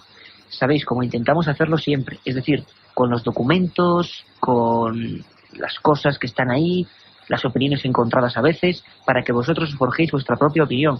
Y después de 3 a 4... vamos a intentar dar paso siempre, mientras, al menos el verano nos lo permita, a vuestras cuestiones, a los oyentes. Pues bien, Raúl, que nos escribe desde la empresa Madritel, nos decía que va a veranear, si no recuerdo mal lo pone aquí, sí, a Soria. Desde luego Soria, lugar mágico donde los haya. Y nos decía que si hay cosas extrañas en Soria. Bueno, sería para hacer un programa. Entonces, yo te propongo, Raúl, que hagamos esa ruta que hemos hecho de momento a Navarra y La Rioja, dirigirla hacia Soria. También directamente, por ejemplo, otros amigos, lo tengo por aquí, nos proponen lugares. Granada, claro, otro lugar impresionante, donde hace poco además hacíamos la historia del exorcismo del Albaicín. Bueno, Granada y Soria, 2 propuestas, queremos muchas más, queremos saber cuál es la provincia que más misterio le da a nuestros oyentes. milenio3@cadenaser.com. De momento, Granada y Soria apuntadas, dentro de poco el sábado, 2 especiales sobre estos mágicos lugares. Amacuska nos escribía a esta dirección de correo, la nuestra, preguntándonos por el enigma nazi. Dice, ¿es cierto que Hitler buscaba una magia muy concreta, con oratorios, con embrujos, buscando, digamos, el lado oculto de las cosas, sobre todo del cristianismo? Bueno, hay mucha leyenda urbana, hay mucha utopía también, hay muchas personas que se promulgan a favor de estas conductas tan salvajes, ¿no?, del nazismo en momentos muy concretos, y dicen que había esa filosofía interna. Bueno, lo cierto es que sí hay certeza concreta de que Hitler, por ejemplo, ideó ciertos platillos volantes y que perseguía objetos de poder como la lanza de Longinos, la supuesta lanza que se guardaba en el Vaticano con la que se hirió a Jesús de Nazaret. ¿Por qué Hitler mandó varias expediciones concretas a Canarias, una de ellas, otra muy cerquita de los hielos glaciares, en busca unos de la Atlántida y otros del Grial? ¿Por qué había este cóctel de ideas en él? Bueno, os prometo un programa solo sobre esto, y os recomiendo un libro de Editorial Edad, El Archivo del Misterio, que está a punto de salir, El enigma nazi, José Lesta, un libro impresionante para meternos en ese mundo a veces sombrío. José Luis, un buen amigo que estuvo en Galicia con nosotros, en el Castillo de Santa Cruz, nos escribe pidiéndonos, bueno, un montón de historias sobre Galicia y comentándonos algo que no teníamos, bueno, ninguna noción, no sabíamos, y es que el 16 de enero de 1809, a las afueras de La Coruña, en la batalla de Elviño, batalla de La Coruña, hubo, bueno, un sinfín de muertos. Y ha habido un montón de personas a partir de los años 60, fijaros que sobrecogedor, personas concretas que dicen haber visto escenas aparecidos, lo que queréis llamarles, bueno, pues que asemejaban esa batalla. Eso ocurre en otros países también, al menos hay gente que lo dice. Indagaremos en esta batalla del Viña, gracias amigo José Luis. Esos son los casos, las historias que nos interesan aquí en Milenio 3. 900-100-800, José de Alicante. Buenas madrugadas, amigo. Hola, buenas madrugadas, buenas noches. ¿Cómo estás? Cuéntanos. Bien, vale. Yo quería saber si alguna vez podéis tratar el tema sobre criptozoología en España, concretamente en España, porque escribió un libro de criptozoología a nivel internacional, ¿no? Sí. Y creo que en España hay bastantes casos. No son de conocimiento público, pero creo que hay bastantes casos. Desde luego, tienes toda la razón, amigo. Vamos a intentarlo. Bueno, en fin, esto. Y otra cosa, y muy breve, te quiero decir, muy breve, es que yo hablé en cierta ocasión con Lorenzo Fernández Bueno hace 2 años sobre un suceso muy extraño que me ocurrió en Zaragoza. Y bueno, pues fue vía telefónica, tampoco le dio mucha importancia. Y después hablé con Pedro Amoroso aquí en Alicante, y el hombre se portó encantado conmigo. Incluso me dijo y me brindó la ocasión de ir a Zaragoza a estudiar este fenómeno. Y es que, bueno, fue una cosa horrorosa lo que me sucedió, ¿no? Cuéntanos un poco. Bueno, pues atropellé un fantasma. Yo iba con una mujer en el coche, iba conduciendo a la mujer, íbamos los dos, y entonces nos entró una sombra, o sea, pero perfectamente, y dije yo, para que atropellamos a esa mujer, y se echó en lo alto y allí no había nadie. Pero es que volvimos a dar la vuelta para comprobar qué había ocurrido allí, y volvió a aparecer otra vez la sombra y desapareció inmediatamente. Y fue un suceso espeluznante, o sea, una cosa, incluso fui al médico y todo, y bueno, pues eso fue la cosa muy mal. Pues ahora intento contestarte, compañero, porque conocemos casos parecidos y hacemos la dinámica de siempre. Preguntáis y contestamos a través del receptor. Un abrazo muy grande y gracias por llamar. Gracias, adiós. Bueno, pues se quedan nuestro compañero Carlos Nicolás y Carmen y cogiendo los teléfonos un poco también sobrecogidos, porque estos casos, lo sabéis, hemos contado varios de ellos, son relativamente frecuentes. Hombre, no se puede decir frecuentes como que pasan todos los días, pero sí tenemos una amplia y vasta, incluso bibliografía. Primero, el asunto de la criptozoología. Pues por supuesto, el sábado mismo creo que hablábamos, ayer mismo, o antes de ayer, de leyendas y realidades de los pantanos en España. Hablábamos de que, por ejemplo, el siluro, con algunos ejemplares de cientos de kilos, y los siluros albinos con su forma pues monstruosa casi, ¿no?, están dando origen a leyendas urbanas criptozoológicas sobre monstruos. Claro, está ocurriendo ahora mismo en algunos lugares de España, como Mequinenza en Zaragoza, ¿no? Pero hay muchas historias de animales desconocidos. Yo recuerdo en la querida tierra de las Urdes, en Extremadura, que a mí me encanta, cómo te hablaban de animales que algunos de ellos fueron catalogados pues por la ciencia tiempo después, como el escurrupión, que nada tiene que ver con el escorpión, la salamantiga. Bueno, hay toda una serie de historias preciosas en la cultura ancestral de este país, con animales muy concretos. Lo contaremos. Y en cuanto a su historia, pues qué decir, que desde luego aquí hemos tenido casos concretos de sombras, de figuras gigantescas, muchas con forma de mujer, otras con atuendos parecidos a paños o a o a sotanas incluso, que se han juntado o que han aparecido en plena carretera, que han obligado a casi estrellarse algunos coches. Algunos, según la tradición, dicen que son advertencias. Lo cierto es que es indudable que algunas personas concretas, algunas en pleno año 2001-2002, las hemos entrevistado para este programa, han visto este tipo de sucesos. Y no les cabe la menor duda de que estaban ahí. No hay respuesta, pero los casos día a día dicen que en España superan ya los 300. Yo creo que es una cifra para tenerla en cuenta. Nos vamos hasta un lugar maravilloso. Vigo, Antonio, buenas noches, amigo. Hola, buenas noches. ¿Qué queréis preguntarnos? Cuéntanos. Bueno, casi no me da tiempo porque no he cogido mucho la onda del programa porque acabo de conectar hace poco, pero vamos a ver, yo creo dos cosas con todos mis respetos para esta persona de Alicante, que, bueno, a lo mejor conducía bajo los efectos de algún sedante o de alguna cosa parecida, porque los fantasmas no existen. Así es mi opinión y respeto la suya también. Hombre, por supuesto. No tiene sentido. Hay que decir que Galicia es una tierra que es propicia para todo este tipo de cosas. También por la geografía, ¿verdad, Antonio? Efectivamente, pero se la Santa Compañía, hay que creer en eso, hay que creer en cosas más positivas que... Para mí, por ejemplo, puede ser la trascendencia, la vida eterna, que eso sí es cierto, y los católicos creemos que es así, y de verdad lo podemos demostrar, porque la persona de Cristo, o sea, Cristo en persona lo ha demostrado que es así. Bueno, Antonio, pues fenomenal. Intentamos comentarte un par de cosillas porque vamos muy rápido con muchas llamadas. Un abrazo, amigo, gracias. Igualmente, adiós. Bueno, pues otras personas pueden decirle a Antonio que ¿por qué no creen en fantasmas y creen lo que él dice? Parece que es igual de poco probable, ¿no? Ahí está la duda. Lo cierto es que yo sí creo, personalmente, aunque yo soy un mero transcriptor en este caso y un periodista, que no tenía por qué ser para nada el caso de Alicante Serantes, porque, por ejemplo, hace poco hablábamos con personas de las fuerzas de seguridad del Estado, con militares que habían visto lo mismo. Hablábamos con soldados profesionales de la base de Morón de la Frontera que habían disparado contra algo muy parecido. Eso sí, ahí tiene razón Antonio en algo. ¿Son fantasmas? Yo creo que nuestro primer comunicante no ha dicho nada de fantasmas. No ha puesto ese origen, no esa naturaleza. Simplemente algo que estaba en la carretera. Y yo te puedo decir que personalmente he entrevistado a personas de toda condición social que han visto lo mismo, que estaba ahí. Y no creo que todos los casos, puede que un porcentaje sí, sean imaginaciones. Yo creo que hay algo más. ¿Qué es? Ahí sí que ya no llego. Creo que está José de Barcelona. Buenas noches. Buenas noches, Iker. ¿Qué tal, José? Bien, aquí andamos currando, aquí dándole la rosca. Bueno, fenomenal. ¿Estás por algún lugar? ¿Estás por la carretera? Estoy en la carretera, sí, subiendo para casita ya. Fenomenal, ya acabando la ronda. Cuéntanos. Mira, yo tengo dos preguntas, si me lo permites. Sí. Una es muy rápida.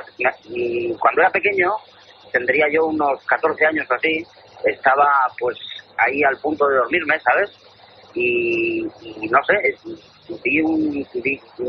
vi como una reja que se me cerraba, ¿sabes? Fue como una especie de visión, una reja que se me cerraba así, unos barrotes que me subían de arriba a abajo y luego de lado a lado. ¿Me explico? Ajá, sí. Algo realmente extraño. No sé qué podría significar algo como eso. Bueno, yo siempre os lo digo que aquí desde luego, hombre, lo interesante es que haya gente concreta que os pudiera interpretar, pero desde luego hay una cosa importante, José, y es que según la psicología, hay dos tipos de visiones o de cosas que nos ocurren o al justo ir a dormir o justo al despertar, en esos dos, pero hablamos de segundos, ¿eh?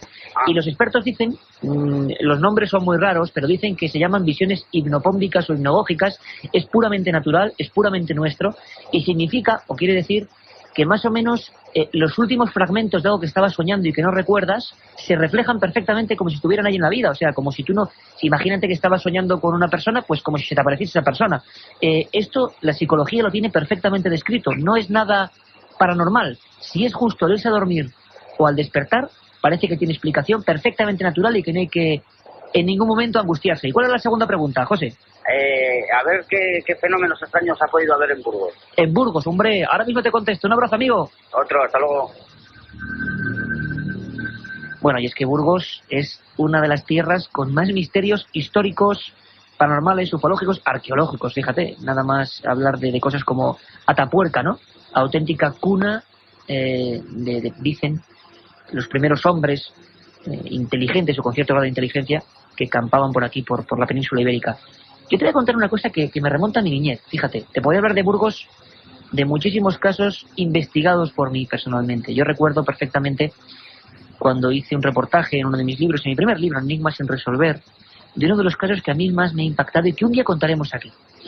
y es el aterrizaje de 5 cosas ante 5 militares de la Academia de Ingenieros del Ejército de Burgos, y que fue el primer caso en España que toda la prensa reflejó. Era el 2 de enero de 1975, y que durante 20 años el Ejército del Aire español mantuvo en secreto.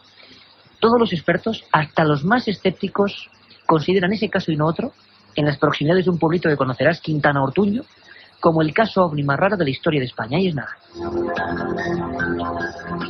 Y yo te contaría a nivel de la niñez de una cosa que me acuerdo que me marcó en un libro de Juanjo Benítez, una historia en Solarana, muy cerca de Lerma, ese maravilloso lugar. Un agricultor que fue perseguido, vamos a llamarlo así, por una especie de medialuna rojiza. Pensó que era un incendio y aquella medialuna fue hacia él. Lo misterioso es que esa misma noche y no otra, en el polígono de tiro de las Bardenas Reales en Zaragoza, otro de esos grandes casos que motivó información confidencial que ha sido liberada pues 20 años después, a la misma hora prácticamente, unos minutos después de que este campesino que iba en un Renault 6, Carlos Izquierdo me acuerdo que se llamaba, fuera perseguida por esta media luna, que le hizo todo tipo de perrerías cruzándose la carretera. Pues 30 personas en uno de los polígonos de tiro más vigilados de España, Bardenas Reales, Navarra, se las veían con algo muy parecido, la descripción la misma, como una campana rojiza, algo realmente intrigante. Gabriel, desde Tarragona, buenas madrugadas, amigo. Hola, buenas noches. Cuéntanos, Gabriel. Quería preguntarte 2 cosas. A ver. Si sabes de algún misterio ovni o paranormal por aquí por Tarragona. Ajá. Y sobre las caras de ver. Sí, cuéntanos. Si ha salido alguna cara más o... Nuevas caras, ¿no? Sí, porque hace 5 meses que no os puedo escuchar. Ahí va, pues te has perdido una investigación alucinante.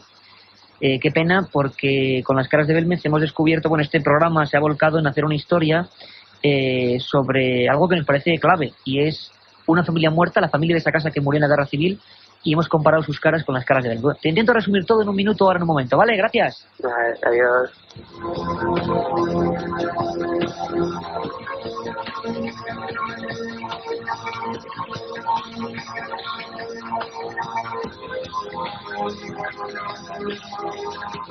Y es que Tumba sin nombre, así se ha llamado el libro que acabamos de sacar, que dentro de poco sonará. Ahora mismo Tumba sin nombre ha sido toda una aventura, y una aventura distinta porque la ha hecho este programa. Qué pena que no hayáis podido escuchar estos meses.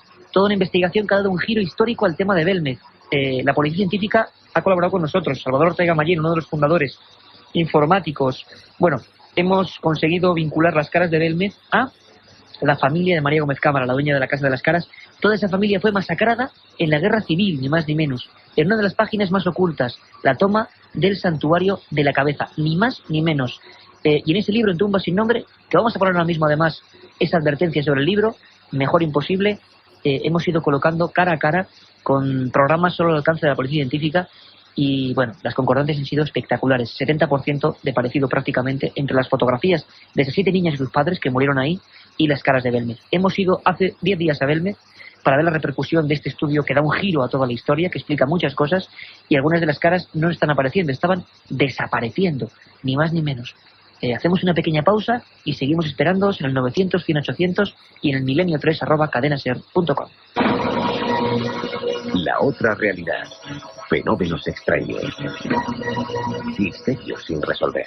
Milenio 3. En la SER. 1937. 200 personas mueren trágicamente en el santuario de la Virgen de la Cabeza. 1971. Aparece el fenómeno de las caras de Belmez. 2003. ¿Qué relación existe entre estos 2 episodios? Descúbrelo en Tumba sin nombre. Un apasionante libro de Iker Jiménez y Luis Mariano Fernández. Una tragedia, un misterio, una investigación. Editado por Editorial Edad.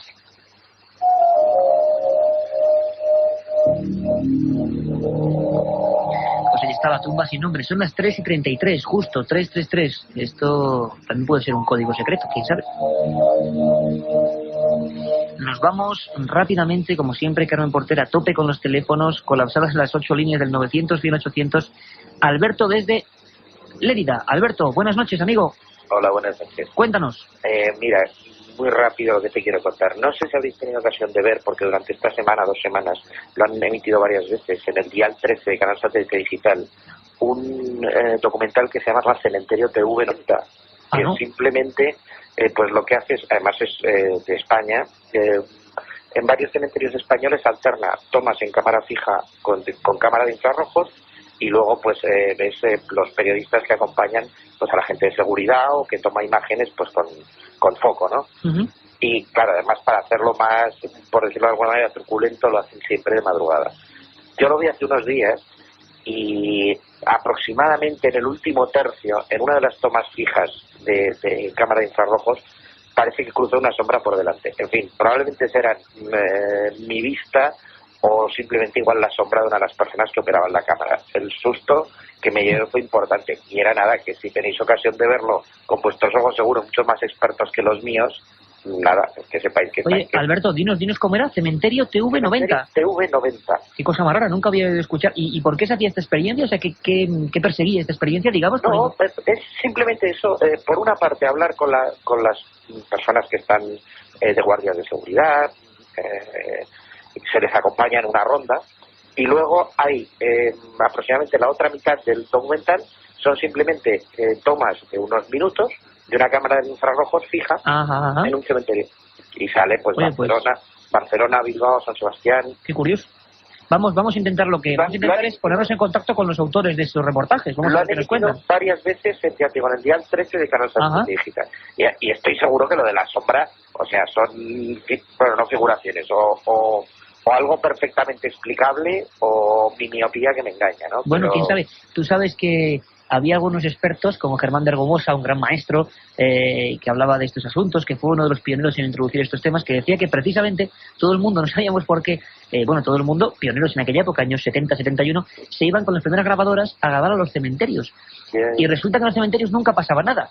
Y argumentaban algunos que decían, bueno, parece que las psicofonías, o lo que, grave las psicofonías, lo que sea, tenía predilección por hechos truculentos. Y si lo pensamos bien, un cementerio es el lugar más tranquilo del mundo, ¿no, Alberto? Sí, no, ya digo que independientemente de eso, es francamente curioso Pues lo que haremos, Alberto, será intentar contactar con esa gente, nos parece una experiencia curiosa, a ver qué han vivido, y que nos saquen ellos de dudas, ¿vale? Un abrazo. Oye, a vosotros, hasta luego. Gracias. María desde Santander, buenas noches. Buenas noches, Iker. Hola María, ¿qué tal? ¿Qué nos cuentas? Te iba a felicitar por el programa, pero mejor ya de mayor quiero ser como tú. Hombre, eso no sé si te convendría mucho, pero bueno, de verdad que muchísimas gracias, porque no os imagináis la cantidad de cariño que nos llega, es increíble. De ese tipo, decir. Bueno, si vamos a Santander contamos contigo, desde luego, Ya me gustaría. Claro que sí, cuéntanos. Te digo, mira, a mí todos estos temas me fascinan desde muy pequeña. Habiendo leído, visto programas, escuchado pues como programas como el tuyo, sobre temas, llamémoslos ocultos, misteriosos, como quieras. En los que pueden entrar lo mismo ovnis, que reencarnaciones, ouijas, psicofonías, todo, me interesa todo.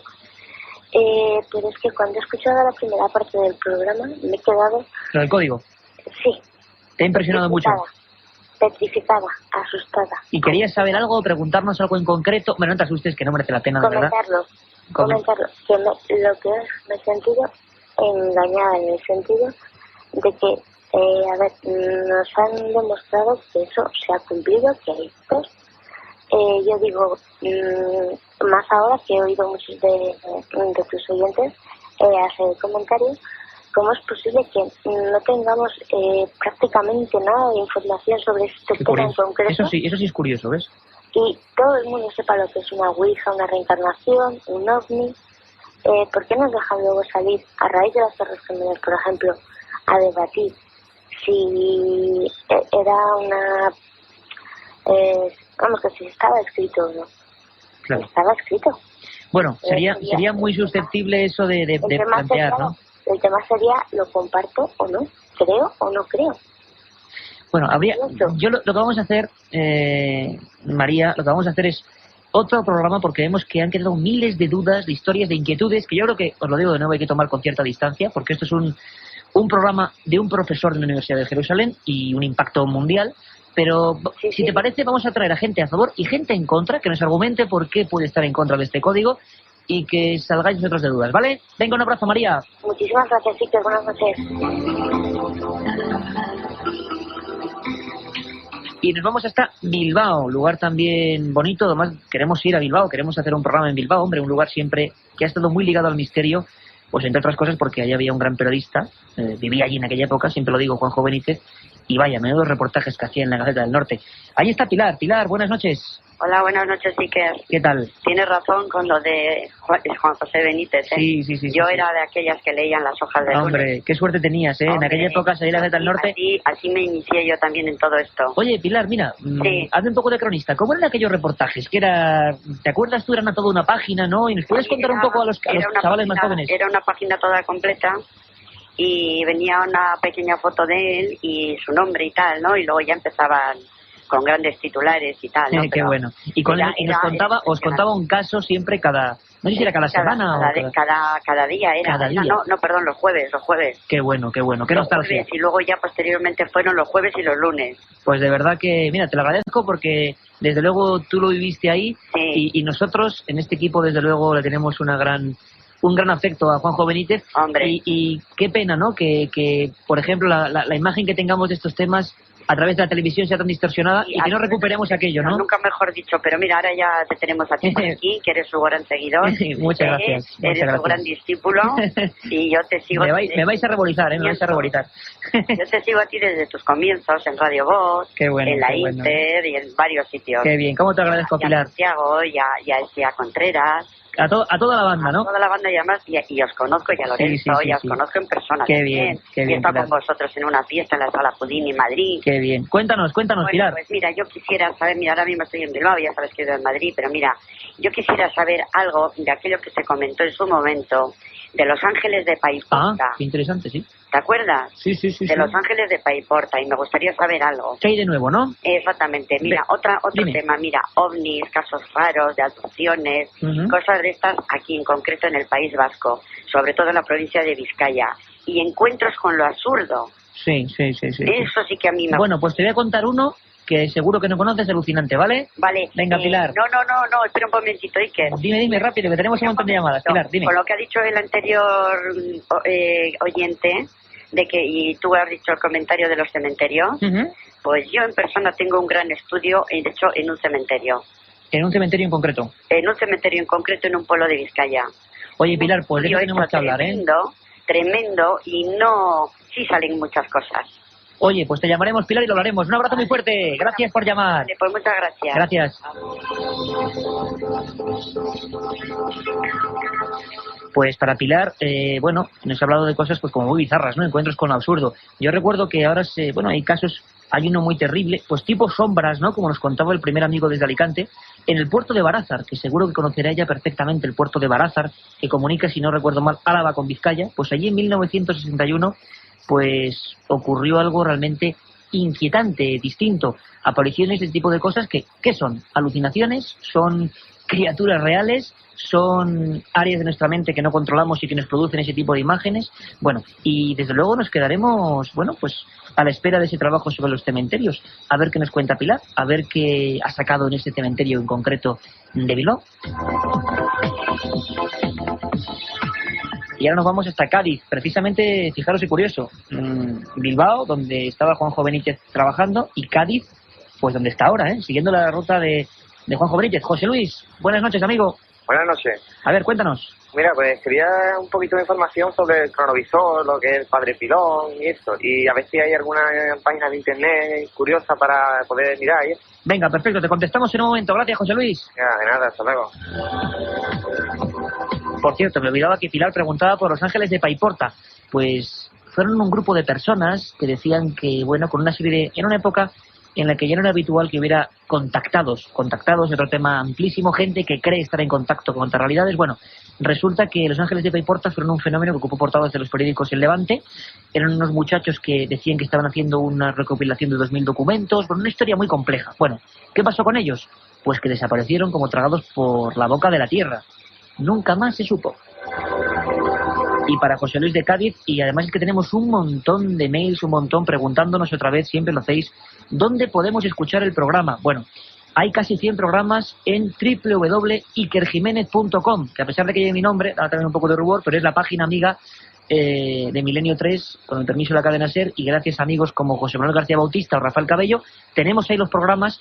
Mucha gente dice que caramba, que se saturan. Claro, es que a veces hay 100.000 escuchas casi a la semana de programas de Milenio 3. www.ikerjimenez.com, ahí lo tenéis, y el compañero pues podrá acceder a todo tipo de información. Sobre el cronovisor, bueno, un programa seguro, porque es una historia que tiene que ver con el Vaticano y con una búsqueda como de la máquina del tiempo, ¿no? ¿Nos parece de ficción? Bueno, José Luis, un poquito de calma, porque haremos un programa y te sacaremos de dudas. No era el padre Pilón. El padre Pilón era un sacerdote jesuita, o es, que investiga estos fenómenos. Era el padre Ernetti, en Italia. Contaremos su historia, seguro. Y estamos dando la vuelta a España. Estamos en tiempo de tour, pero esto es la auténtica vuelta a España. Murcia, Rubén. Buenas madrugadas, amigo. Buenas noches, Ike. Cuéntanos, Rubén. Mira, que anoche echaron un reportaje en la 2, yo no lo pude ver, pero me lo han comentado, sobre que en la Luna, la llegada a la Luna, la supuesta llegada a la Luna del hombre, pues que pudo ser un fraude. Un montaje, ¿no? Sí, y que parece ser que aportaron pruebas, que parece ser que Stanley Kubrick, el director británico, pues rodó la supuesta llegada a la Luna, y se ven unas fotografías con Stanley Kubrick ahí en el suelo de la Luna, cosas, no sé, un poco extrañas. Y la huella la supuesta huella que hay ahí, que no puede, que parece ser que no puede ser eso.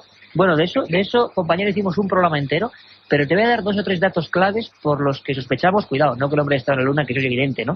Pero sí dicen que en aquel momento concreto a nivel político había un interés tremendo. Bueno, aquí en el programa, te lo recuerdo, lo puedes encontrar ahí también en ikerjimenez.com, pero te recuerdo que tuvimos aquí al director de la NASA en España, no en cualquiera, en la época, al doctor Ruiz de Ocopegui, y nos contaba cómo era una época muy compleja y cómo él mismo, bueno, era inquietante cosas como lo siguiente.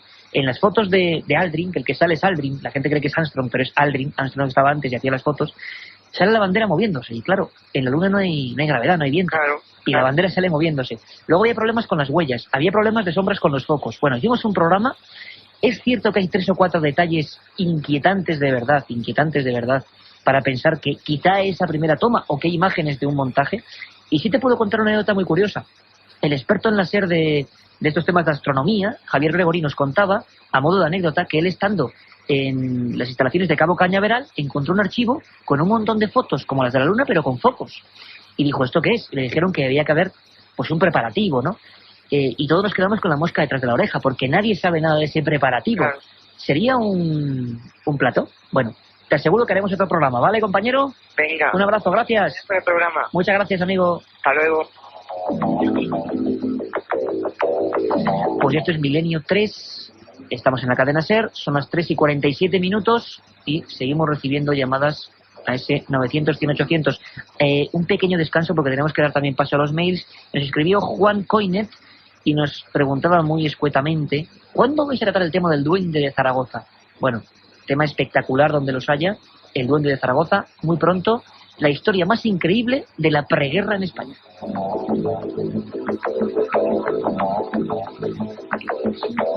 Y nos vamos a Tarragona. Alguien nos preguntaba antes casos en Tarragona extraños, vamos a comentar un par. Ahí está, creo que Óscar, buenas noches. Hola, buenas noches. Cuéntanos, Óscar. Sí, mira, era sobre este hombre que está descifrando los códigos de la Biblia. Ajá, Drosnin. Si realmente evita el holocausto, le tendrían que dar el premio Nobel de la Paz. Hombre, desde luego imagínate que él hace gestiones, ¿no? Y al menos intenta sensibilizar, ¿no? Decían que se había entrevistado con Arafat, fíjate qué fuerte, porque Arafat llevaba 15 años sin recibir a un periodista norteamericano. Se ha entrevistado con el primer ministro de Sarón, se entrevistó con Simón Pérez. Bueno, oye, yo no sé si será real o no el código de la Biblia, pero si sirve, ¿verdad? Si sirve, Óscar, para distendir, ¿no? Y una pregunta. Cuéntanos. Mira, hace 12 o 13 años en Alcoy, en Alicante, pasó un caso sobre un bloque de pisos encantados, no sé qué, se ve que decían que habían construido el bloque de pisos sobre un cementerio, no sé qué, y exactamente era en la calle Chegaray, no sé si sabes. Calle Chegaray de Alcoy, pues ahí sí que creo que no te podemos ayudar, pero sí que tenemos buenos amigos incluso en Alcoy, y vamos a intentar preguntarles, porque en Alcoy hubo una cosa que, fíjate, nos preguntaban hace poco sobre una gente también a nivel de contactados, bueno, gente que decía que tenía poderes, una historia que ocurrió en el año 79, que acabó un poco mal y ocurrió en Alcoy. Pero te prometo que esto es calle Chegaray, en Alcoy, años 70, casa encantada tipo, casi como la película Poltergeist, ¿no? No, unos 12 13 años hace. Ah, 12 años, 13 años. Sí, 12 13 años, y fueron expertos y todo a mirarlo. En el 90. Bueno, pues se lo vamos a preguntar a gente de Levante que seguro 100% que te va a dar una solución. Gracias por llamarnos, compañero. Venga, hasta luego. Y bueno, es que hay un montón. Por ejemplo, José Luis Romero Moreno nos escribía en milenio3@gaser.com, nos preguntaba ¿qué hay de nuevas oleadas de supuestos avistamientos ovnis en España en los últimos tiempos? Bueno, en la semana pasada hablábamos de la Gallega, ¿no? Donde había intervenido la Guardia Civil, el Ejército del Aire, donde había nuevos casos. Esa sería la única y última gran oleada a caballo entre el siglo XX y el XXI. Después nos iríamos ya directamente a las de los años 70. La gran oleada española fue de 74 a 79, la gran cantidad de casos, digámoslo así, de informaciones por parte del Ejército del Aire. Y entre media y los 80, pues hay que decir que fueron como un desierto.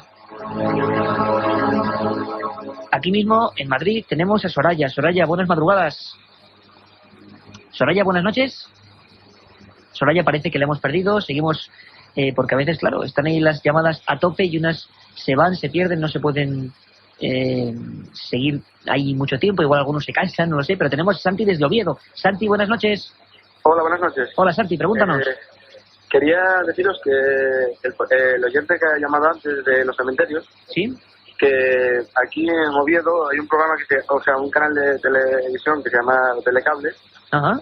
El programa es Calle 13 y ahí, en lo de los cementerios, lo echan todos los días de lunes a viernes a partir de las 3 de la noche. Caramba, pues ahora nos enteramos. O sea, a las 3 de la madrugada, a estas mismas horas. Sobre las 3 de la madrugada, de lunes a viernes, lo echan todos los días. Caramba. ¿Y tú has visto eso de la sombra o no? No he podido verlo, pero estaré más atento la semana que viene. A ver. Venga, muchas gracias, Santi. Otra cosa. Dime. Quería saber si en Oviedo ha pasado en Asturias algo misterioso, lo que sea. Venga, perfecto. Un abrazo muy fuerte. Venga, gracias. Todo. Pues es que en Asturias, claro que han pasado cosas. Es decir, es difícil encontrar, bueno, no hay ninguna provincia española donde a nivel histórico o a nivel misterioso no haya habido casos. En Asturias, muchísimos. Por ejemplo, a nivel criptozoológico y puramente científico, el calamar gigante, ¿no?, que solamente se encuentra allí, en Luarca. Hablábamos de Chile, de ese pulpo gigante de 13.000 kilos que está provocando una polémica increíble. Pues bueno, en Luarca, fosa abisal, allí estuvo el equipo de Milenio 3, el único equipo que estuvo en el mar, en alta mar, viendo lo que es el abismo. Desde luego yo personalmente no me baño más en una playa, viendo lo que vimos debajo del agua a 1000 metros. Pero sobre todo te interesará una historia apasionante de Asturias, digamos el emblema a nivel de misterio, el Santo Sudario de Oviedo, el Santo Pañolón, que bueno, es una historia apasionante que se está investigando duramente. Tocamos en algún programa de la Sábana Santa un trocito del Sudario de Oviedo, pero merece un programa entero. Dicen que es la cara de Cristo y que la sangre está ahí. Contaremos toda la historia. Sigue atento, en Milenio 3. Volvemos a Santander, una ciudad donde, claro, hay tantos misterios, algunos muy queridos para mí, como el hombre pez de Liérganes, apasionante. Juan, desde Santander, buenas noches. Hola, muy buenas noches. Cuéntanos, Juan. Yo solo quería contaros, dos avistamientos ovni, bueno, dos primeros, pero los dos más claros que hubo en el año 94, en un pueblo de Cantabria, Herrera de Camargo, a las 4 de la tarde del verano del 94-95. ¿Qué se vio, Juan? Pues un objeto, una esfera blanca suspendida en el aire, aparentemente a poca altura, porque era enorme la esfera. El periódico aquí de Cantabria, un periódico de aquí de Cantabria, dijo que era un globo aerostático. Pero lo que vimos sobre a las 8:30, que estuvo 4 horas y media suspendida en el aire, quieta, dos figuras humanoides, y vimos cómo se fue la esfera a toda velocidad. Qué curioso, y esto pasó en Herrera de Camargo en pleno día. Sí, en pleno día, y a las 8:30 de verano, claro, horario de verano, 8:30, se fue la esfera y de lejos pareció una estrella. Y otro avistamiento ovni, este lo he visto yo, no sé si lo habrá visto otra persona, verano del año 2002, el verano pasado, en julio, 7 de la tarde, un avistamiento, pero lo más terrorífico que podía haber visto yo. Lo de las películas Stephen King se queda corto. Eso sí que era un objeto no identificado. La base era rectangular, salió de la nada. Yo estaba en casa en un quinto piso, viendo cómo se iba acercando aquel aparato, bajando más bajo, iba más bajo que las nubes, y a decírselo yo a unos colegas que había en la calle, abajo, a estirar el brazo y señalarle el objeto, subió y para meterse entre... ¿Y desapareció? No desapareció. Siguió para lo que yo no quise seguir mirando, porque me quedé estupefacto, sorprendido y bueno, y podía contar más. Juan, pero no tenemos tiempo porque hay un montón de llamadas, pero te voy a comentar una cosa muy importante del 94, ya verás, escucha muy atentamente. Un abrazo. Venga. Bueno, solo decir a Juan, claro, que hay tanta gente, ¿no? Cuando abres, y además nos pasa en otros programas, incluso yo creo que la pobre Mara Torres está acostumbrada a que la gente le llame, no es la función de este programa, por supuesto, sí de estar con vosotros, no de responder porque yo soy un periodista que simplemente se informa y puede comentaros paralelismos con otros temas, pero yo no tengo ninguna verdad, por supuesto que no, ni creo en nada ni sé nada, simplemente nos informamos, pero sí es cierto que nos contaba Juan de Santander un caso de una esfera, bueno, una historia en el 94 en pleno verano. Bueno, esa esfera fue vista también en Vizcaya, motivó una de las últimas investigaciones por parte del Ejército del Aire y nunca se sabe, o nunca supimos qué fue. Y fue portada de varios periódicos en aquella época y el diagnóstico que se le dio, hay que ser certeros, era globo sonda, globo aerostático. ¿Fue la verdad? ¿No fue la verdad?